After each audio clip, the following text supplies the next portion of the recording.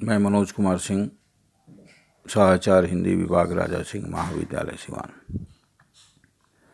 छात्रों, आज के व्याख्यान के केंद्र में विगत व्याख्यान की अगली कड़ी प्रस्तुत करते हुए आज मैं स्नातक द्वितीय वर्ष कला विज्ञान हिंदी रचना 100 अंक के पाठ्यक्रम में प्रस्तावित दिनकर की रचना किसको नमन करूं मैं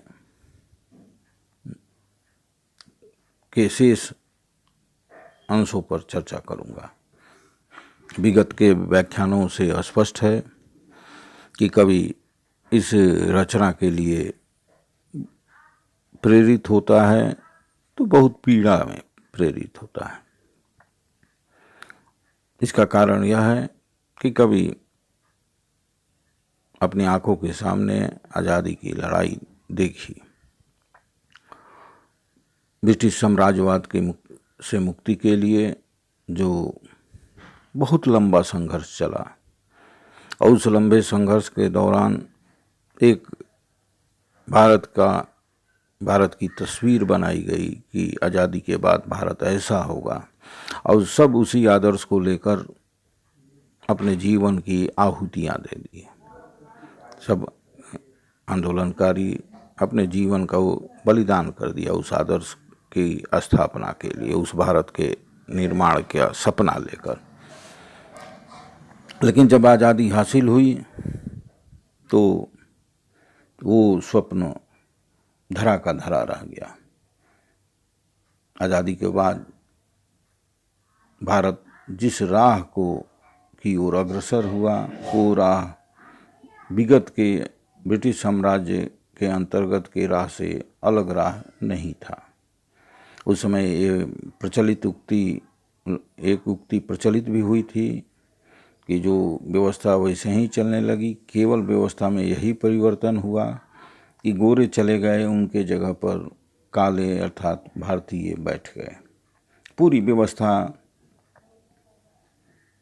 उसी तंत्र के साथ, उसी दृष्टि के साथ जो अंग्रेजों के ज़माने में चली आ रही थी, उसी दृष्टि से चलने लगी। जो स्वाधीनता आंदोलन के दौरान जो सपना देखा गया था कि भारत में सब बराबर हो जाएंगे, सबको बराबर करने की कोशिश की जाएगी, सब मनुष्यों के बीच किसी तरह की दीवार नहीं रहेगी, किसी तरह का भेदभाव नहीं होगा, संविधान के आगे सब समान होंगे, सबको समान अधिकार मिलेंगे, सबको अपने जीवन को विकसित करने के समान अवसर मिलेंगे। लेकिन ऐसा कुछ हुआ नहीं। तो कवि की चिंता यही है कि मैं किसको नमन करूं, किसको याद करूं। ये भारत जो आज़ादी के बाद यथार्थ में है, या वो भारत जो जिसके लिए आज़ादी की लड़ाई के दौरान आंदोलनकारियों ने, स्वाधीनता आंदोलन के सिपाहियों ने जो सपना देखा था, उस भारत का नमन करूं, उस विचारधारा का नमन करूं, उस स्वप्न का नमन करूं, या इस यथार्थ भारत, ये वास्तविक भारत जो उस सपने से उसका कोई लेना देना नहीं है। इसी पीड़ा के साथ वो इस कविता की ओर अग्रसर होता है और इसे किसको नमन करूं मैं कविता की रचना करता है। कविता का शीर्षक इस प्रकार है। खंडित है यह मही शैल से, सरिता से, सागर से, पर जब भी दो हाथ निकल मिलते आ द्वीपांतर से, तब खाई को पाट शून्य में महामोद मचता है। दो द्वीपों के बीच सेतु यह भारत ही रचता है। मंगलमय इस महासेतु बंधन को नमन करूं मैं, किसको नमन करूं मैं भारत, किसको नमन करूं मैं। खंडित है यह मही शैल से, सरिता से, सागर से। भारत की भूमि, या कहा जाए ये पृथ्वी, समुद्रों, शैल पहाड़ों से, नदियों से इसके भूभाग अलग अलग हुए, अलग अलग हैं। लेकिन इसमें भी हम देखते हैं कि इन अलग अलग भूभागों का जो विभिन्न भौगोलिक परिदृश्यों के कारण अलग अलग हैं, उनको भी जोड़ने की कोशिश इतिहास में मौजूद है। पर जब भी दो हाथ निकल मिलते द्वीपांतर से, दोनों दो भूखंडों के बीच जो नदियों, सागर और पहाड़ों से जो विभेद पैदा होता है, उसको भी जोड़ने की कोशिश इतिहास में मिलती है। तब काई को पाठ सुनने में महामोद बचता है। जब दो भूखंड एक दूसरे से मिलने की कोशिश करते हैं तो ये विश्व और नज़दीक, विश्व के विभिन्न भूखंड और नज़दीक आने की कोशिश करते हैं। उससे पूरा विश्व में आनंद की गूंजने लगती है। दो द्वीपों के बीच सेतु यह भारत ही रचता है। ये भारत की विचारधारा ऐसी है, भारत की सोच ऐसी है कि दो द्वीपों के बीच के पुल का निर्माण भारत ही करता है। इतिहास की तरफ ध्यान दें तो जो राम की कथा है, राम ने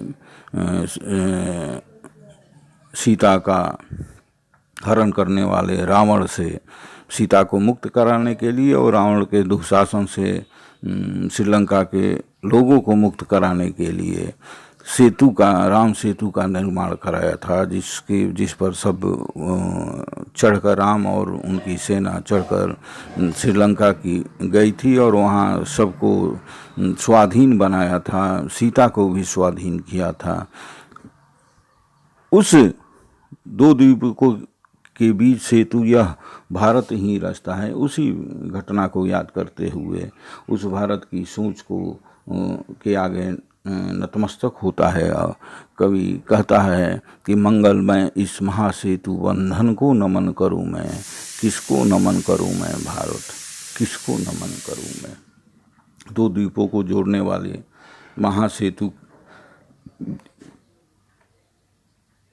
महासेतु निर्माण की विचारधारा जो दो भूखंडों को, दो द्वीपों को आपस में जोड़ती हैं, उसका मैं नमन करूं कि किस भारत का, कि जो ये भारत, एकांगी भारत जो निर्मित हुआ है, जहाँ जाति पाति धर्म का विभेद है, अमीरी गरीबी में बहुत बड़ा फर्क है, उसको नमन करूं।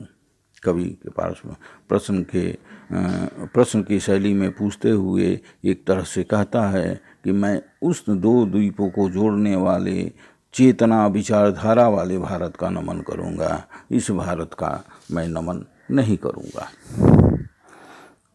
दो हृदयों के तार जहां भी जो जन जोड़ रहे हैं, मित्र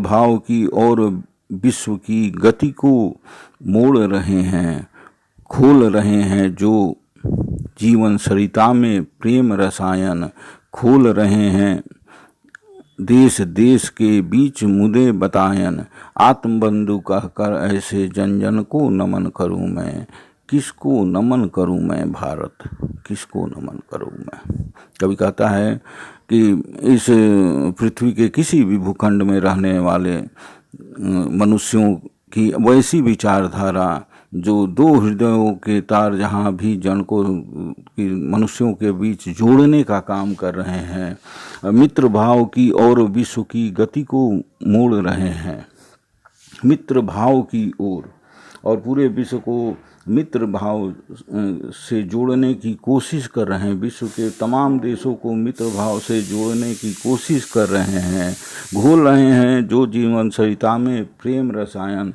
इस विश्व के किसी भी विखंड में रहने वाले लोग जीवन की रूपी नदी में प्रेम की स्थापना करने की, प्रेम का घोल बनाने की कोशिश कर रहे हैं, खोल रहे हैं देश देश के बीच मुदे बतायन। वो इस विश्व के किसी भी भूखंड के लोग देश देश के बीच में जो वैमनस्य स्थापित है, जो दुश्मनी का भाव स्थित है, उसे उसकी खिड़कियों को, प्रेम की खिड़कियों को खोलकर दोनों देशों को जोड़ रहे हैं। आत्मबंधु कहकर ऐसे जन जन को नमन करूं मैं आत्मबंधु, आत्मा का भाई कहकर मैं ऐसे लोगों का जो ये कर्तव्य कर रहे हैं, ये काम कर रहे हैं, उनको जन जन को नमन करूँ, उनको मैं नमन करूँगा, उनके आगे मैं नतमस्तक हूँगा। किसको नमन करूँ मैं भारत, किसको नमन करूँ मैं। कवि कहता है कि ऐसी भावना कवि इसके कविता के माध्यम से कहना चाहता है कि इस विश्व के किसी भी भूखंड में, किसी भी क्षेत्र में, वो जरूरी नहीं है कि भारत का ही भौगोलिक भाग हो, किसी भी भूखंड में वैसे लोग जो हृदयों के तार को जोड़ने की कोशिश कर रहे हैं, वैसे लोग जो मित्र भाव की ओर विश्व के तमाम देशों को ले जाने की कोशिश कर रहे हैं, वैसे लोग जो जीवन रूपी नदी में प्रेम का रसायन घोलने की कोशिश कर रहे हैं, वैसे लोग जो तमाम देशों के बीच एक दूसरे से जुड़ने के लिए बंद किए गए खिड़की को खोलने की कोशिश कर रहे हैं, वैसे लोगों को मैं आत्मबंधु कहकर, आत्मा का भाई कहकर, वैसे जन जन का मैं नमन करूंगा, न कि इस भारत का जिसमें इस तरह की चेतना का, भारत की विचारधारा से उनका कोई सरोकार नहीं है। धन्यवाद। शेष अगले व्याख्यान में।